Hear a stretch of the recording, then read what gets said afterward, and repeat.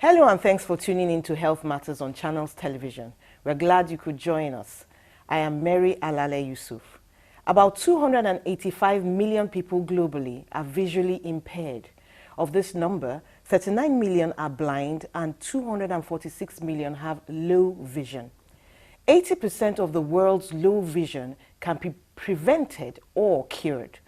Up to 90% of the people with impaired or low vision can be found in developing countries. And this is all according to the World Health Organization. Visual impairment and blindness could be caused by disease, trauma, congenital or degenerative conditions. My guest in the studio is Dr. John Sasedi, the Vice Chairman of the Nigerian Optometric Association and the Director of Ocuville Eye Center in Lagos. And we are looking at the theme for this year's World Sight Day, No More Avoidable Blindness. You're welcome to the show. Thank you very much. When we talk about avoidable blindness, are we just speaking about conditions which cause total blindness or conditions which also reduce the sight? Okay, now talking about preventable blindness. Now, the blindness itself is the loss of the ability to perceive, vision. It's a very, for people who are watching or who are listening, it's not a very, very, very pleasurable experience when one loses his or her vision. Especially, there's some people who have been born blind, but there's some people who have enjoyed vision for a while and then suddenly, or through a process or a disease process, they now have to lose their vision. It's not a very, very, very pleasurable experience. And that's one of the reasons we are here today, trying to increase, the knowledge, let people know the reasons for, why they are, why you could prevent not be blind, okay?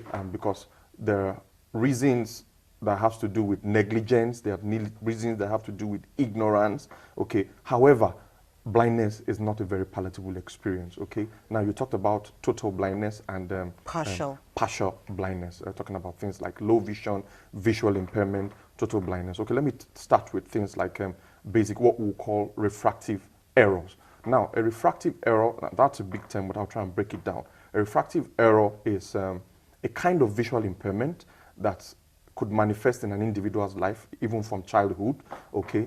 And it could have different or varying degrees, okay? You have the type they call myopia or short-sightedness, hyperopia, long or far-sightedness, presbyopia, which has to do with age, it's age-related, and then you have the unknown one, which they call astigmatism. Okay, I suppose all these are things that cause this avoidable blindness. Yes, visual impairment. What would somebody with myopia look like? What would be his shortcoming? How does it manifest?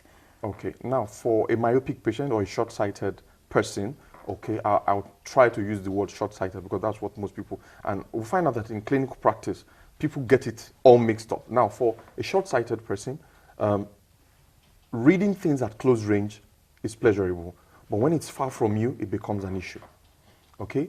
That's for myopia. Now, the reasons for myopia could most likely have to do with hereditary reasons, congenital reasons. Okay, they get it from their parents. Yes, most times, okay? Now, some people will ask the question, or when they bring their children, maybe they're referred from the school, like, this boy is always watching TV, he goes too close to the television, that's why he's having this problem. He doesn't eat well, no.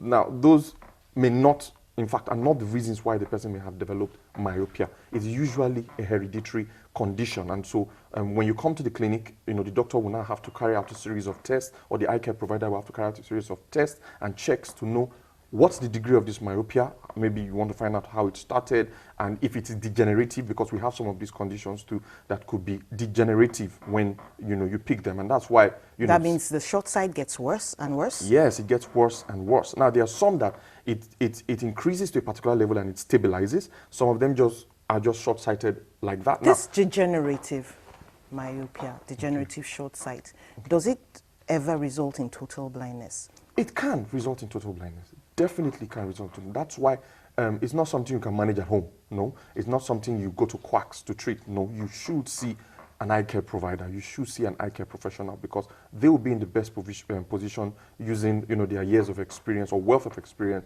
and, you know, technology that is available to us now that was prior to this time not available to us in developing countries, to, you know, be able to properly, you know, get the accurate diagnosis and management procedures for that particular condition. Now, back to myopia.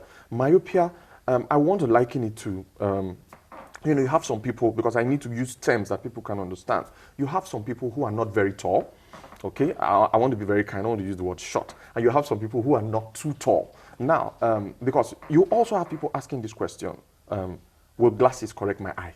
Yes. And it's a... And by correct, they mean they wear the glasses for some time, take them off, and voila, everything is wonderful. Yes, and it's a very, very serious issue in our society today, because, you know, they get to the clinic, and I would say maybe it's partly a problem from us professionals. Maybe we're too in a hurry to just let the patient go and we'll see the next person, so we don't take our time to, you know, really illustrate and let the person understand what he or she is going through.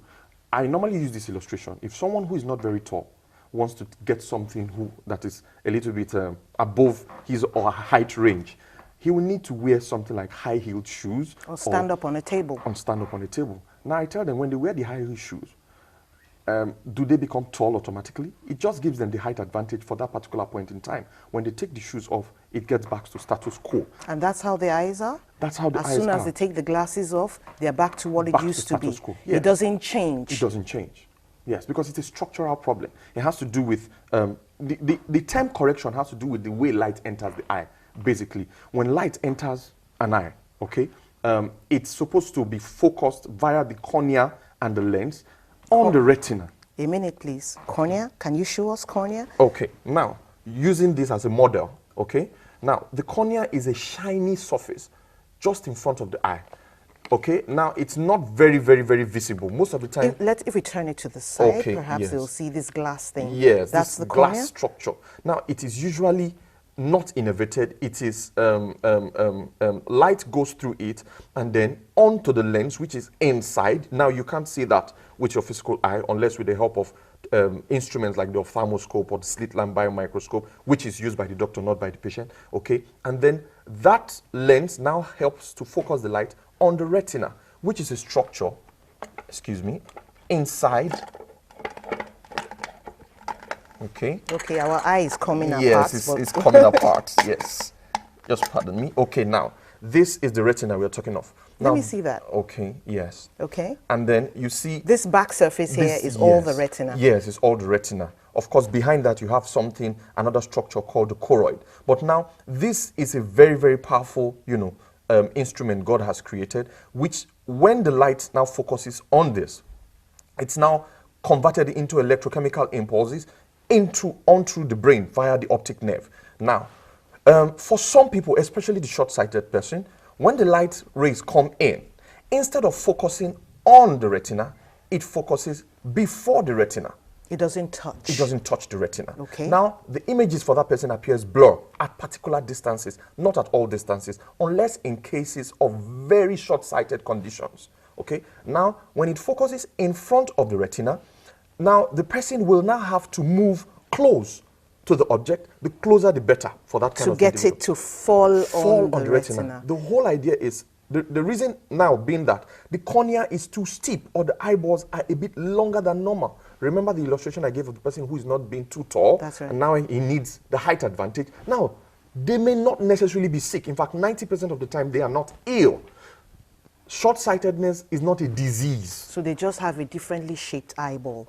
Yes. Most of the time. Yes, because the truth is, you see some people come to the clinic and tell me, I've been eating yeast for the past 3 years. I said, okay, you've taken a basin of yeast and nothing has happened. And they expect it to correct itself with the yeast. Yes. But that's yeast, not the problem visine, because it's a distance thing. Yes, it has to do with the structure, the way the light is hitting the back of the eye. And also, too, in cases of hyperopia. Yes, teach us about that. That's supposed to be long sight, right? That's supposed to be long sight. So where would our ray of light fall? Now, for the long-sighted person, okay, it's kind of like, almost like the reverse for the short-sighted person. But now, the cornea is not steep enough, or the eyeballs are shorter than normal. Now, the light rays, instead of landing in front or on the retina, it optically lands behind the retina. Okay, so in other words, the rays don't meet before it gets to the retina. Definitely. So that's a blurred image too. That's blurred image, a lot of headaches, tearing, could be associated with So, that so kind of what's the complaint. correction for that?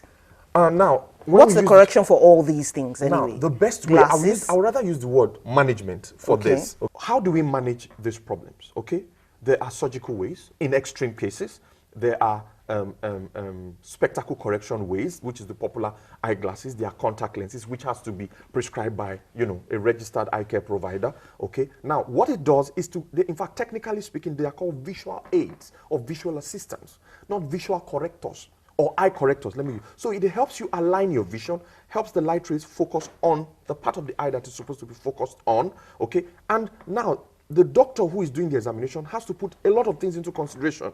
He also has to examine, does this person have things like cataracts? Does this person have things like glaucoma? Okay. Does he have things all like... those things, do they come into play in this refractive error thing? Yes, yes. We could see people who are short-sighted. In fact, short-sighted people are very prone to having diseases we call retinal detachment. Okay. Okay, now that will be handled by, we normally Of course, refer- retinal detachment, well, correct me if I'm wrong. Okay. Retinal detachment would mean that the retina comes apart Yes, from it's the eye, from the source, which is attaching the it. back of the eye. Yes, So yes. the people who have short sight are prone to having Yes, because if you retinal understand, detachment. their eyeballs are a bit longer. So if the Okay. eyeballs keep growing longer and longer, it could lead to a detachment. Now, Okay. you need to see. Now, these things you cannot manage yourself at home. Okay, when does somebody come and see a doctor or an optometrist or an ophthalmologist? Is it when they begin to see that their vision is blurred, they have pain? What should prompt them? I would look at it from this angle, because if I give a straightforward answer, it means I will just wait till this particular time and then go to see the doctor. Now, there are 3 levels of prevention when it comes to healthcare. You have the primary level of intervention, secondary level of intervention, and the tertiary level of intervention. Now, the whole package is necessary for prevention of blindness. Okay. Now, at the primary level, you are safer, because at the primary level, all we do is educate you, inform you, you do the necessary tests. There is no problem at this time, most of the time. So what you're saying is the people, whoever is coming for an eye test, you just get up, no symptoms, no trouble, Do not and wait. visit the eye clinic. It is very important. In fact, now this is going government now, but it's not necessary. But at the age of 3, your child should see an eye doctor. Aren't they too small? No. Attention Because they are human problems. beings. They eat. Ninja D operates for them as well. Nutrition, irritability, growth, excretion, respiration, and death occurs for children as well. So why assume that they don't have problems too? They get afflicted with malaria. Big people do. How do you do an eye test for a 3-year-old? Yeah, that's why we have people we call pediatric optometrists, pediatric ophthalmologists. We have them in Nigeria. You don't need to go that far, okay? The truth is, there's this notion people have. If I have an eye problem, the first thing I'll do is go to a local patent medicine dealer, and what will I use? And buy yeast. Buy yeast, and they'll give you chloramphenicol. And what people don't understand is that guy is not trained, and what he does is he's looking for the next drug, the drug that they've stocked for some time, and they've not, as they would say in our local parlance, it never moved market. And they'll sell it to you. And then you assume that, yes, I'm taking the right thing in. But we've seen a lot of problems arise from, people misappropriating treatment, people treating themselves. Okay, could you briefly tell us about the secondary level of care? Now, secondary level is when there is a problem, like a trauma, okay? When someone begins suddenly, you've been okay, you've been fine, and then there is sudden blurring of vision. Now, at that level, you need to see a doctor. Now, when you go see the doctor, what they now begin to do is now use either surgery, drugs, therapy, treatment to try and manage the condition. Is this a case you can take painkillers for 2 or 3 days No. then see a doctor if it's not better? When it comes to the eye, you don't take this drug at home and after 3 days see your doctor. You see your doctor and your doctor gives you the drug. It's the reverse. Because you see, when it comes to the eye, you could lose vision in a matter of minutes and hours. So you don't want to work based on assumption. That is very, very, very wrong.